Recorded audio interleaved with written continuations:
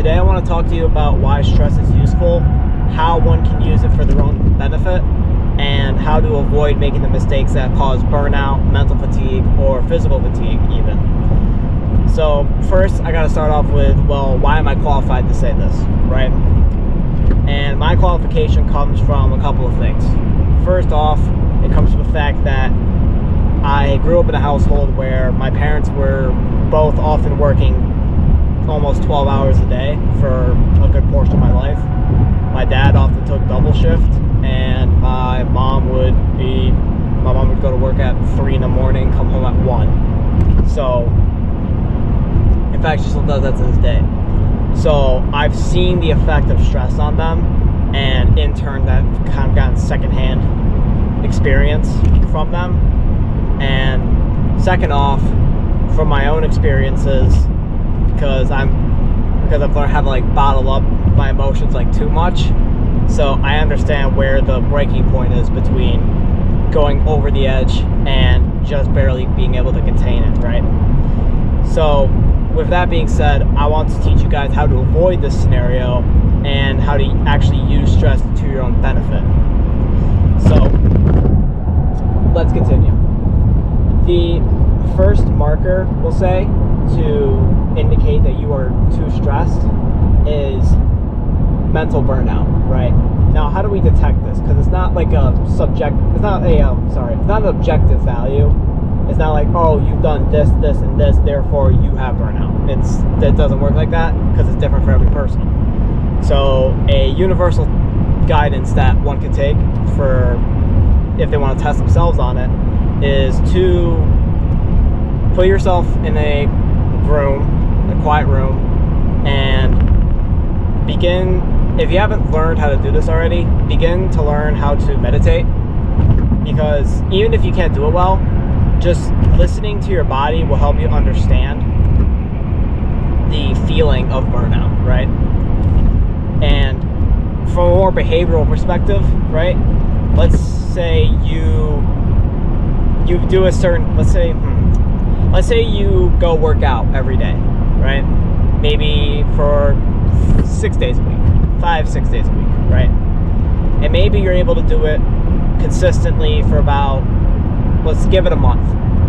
You're able to do it consistently for a month, and then all of a sudden, no diet changes, no behavioral changes, right? We're going to exclude all that. The control is just your exercise.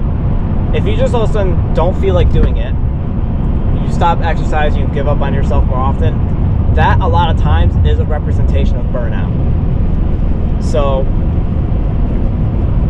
when it comes to solving this issue, you want to observe what your burnout is, right? Maybe it is from going to the gym X amount of times a week. Maybe it's from your boss overloading you on work emails. Maybe it's because, whatever life circumstances you have are holding you back in terms of mental and physical stress. You want to take that source and either do one of two things. Either one, attempt to get rid of that source, right? So let's say if you're burning out from going to the gym 4 or 5 times a week, I would say you should take the time to get some rest, obviously, let your body reset, and then go from there and take your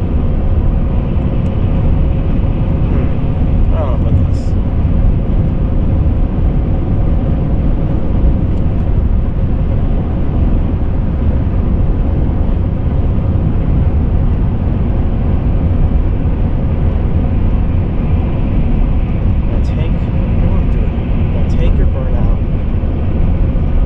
Solve the issue, or what you could do is counterbalance it, right? And well, what do you mean by that? So every time you are stressed out by something, that stress doesn't magically go away. That's why people can bottle up their emotions and feel very stressful internally. It is because of the idea that people are capable of holding in that stress for very long amounts of time before they break, mentally at least. So in order to fix that, we want to address the issue by counteracting it, which could be through meditation, through yoga, or through a scientifically proven method to balance out your what's the word I'm looking for? To balance out your like mental psyche, okay? And in order to do that, obviously you have to build that up as a habit, and then you'll understand what I mean, because you'll feel calmer because of you'll feel calmer after the activity you're doing, and that counterbalance will allow you to continue whatever that activity is. Maybe it's being able to put on more workload, maybe it's able to go to the gym more often, things like that. Now then, hold on, I got like little topics here on my piece of paper. Right. So now I want to talk to you about why stress is a valuable resource, okay? Most people don't view stress as a resource. They view it as a negative kind of issue that impacts their lives, right? And they try to stay away from it, and they want to get rid of it entirely and live in a euphoria and bliss. Now, obviously, we know that realistically that can't happen. So, in order to counteract this, we have to take pragmatic, practical approaches to dealing with stress. So, how do we use it as a resource? Well, you got to understand, in order for you to be motivated to do things in life, in order for you to become competent and capable, you have to undergo quite a bit of stress. Because stress is what allows people to grow mentally and or physically. And that growth can lead to you, maybe you get a raise, maybe you, bench more or something, right? Just simple things that most people can get through their head and understand. As of how we do it, well, you have to manage it at lower levels of progression, right? Maybe you can't take on the fact that you go to the gym 6 times a week. Maybe that's not your thing yet. So we don't have to get rid of it entirely. We could just reduce it to maybe 3, right? Reduce it to 3 times a week, and then maybe slowly introduce the 4th and the 5th. It's exactly like the idea of progressive overload, which, to briefly summarize it, it's the idea of putting on weight over time as you build muscle, right? Usually in a gym context. But you can take progressive overload into a stress context too, because you'll be able to handle more and more stress as you get more experience with it. You'll be able to understand how it works in your body, what your biomarkers are that determine for you specifically what stresses you out and what doesn't. How to solve it, maybe it's through meditation or yoga, as I previously mentioned, or walks, or anything really. And then you can take that and understand that stress is actually a resource and that you can use it. If you understand what I'm saying, you can adopt this mentality, and then it makes your life a lot easier, because now you don't see stress as this overwhelmingly negative thing that impacts your life in a dark way. You see it as an opportunity for you to, go after that next project you're doing, right? Whether it be at home, at work, who cares? And so now the biggest question is, well, how do we use it properly, right? Because obviously you want to avoid going into burnout, but obviously you don't want to be lazy either. We're trying to be the best of both worlds. We don't want to be the fucking Andrew Tate and David Goggins of the world, because they're very exceptional people. They have a very, very high stress tolerance that usually revolves around genetics, right?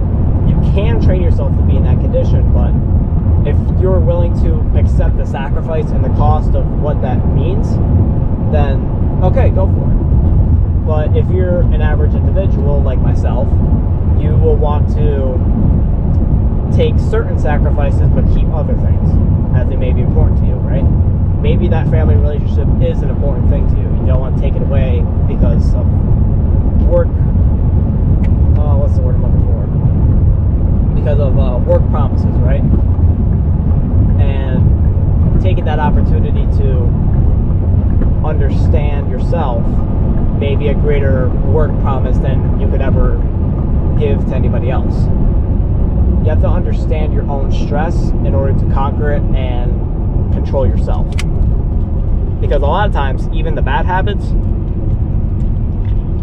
that people do, like smoking for instance, those are derived from stress, and they just don't know any other way to control themselves and cool off. You know what I mean? Sorry, my camera's slow. But if you can still hear me, the entire idea is that you want to be able to build this sort of stress tolerance, because the end result of taking the time and energy to do so will allow you to handle things like, oh, maybe you have a third kid that's coming and the budget's short, right?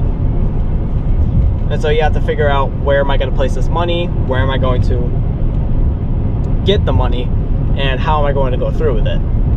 You can think very rationally in these stressful and more stressful situations than you could before. Now, that's going to be it from me, because I've said all of that I wanted to say today. So thank you if you watched the whole thing through. Like and subscribe, obviously, because, well, what do you think?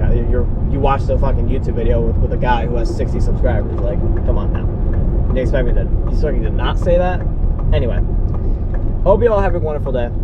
And that's going to be it for me. Bye-bye.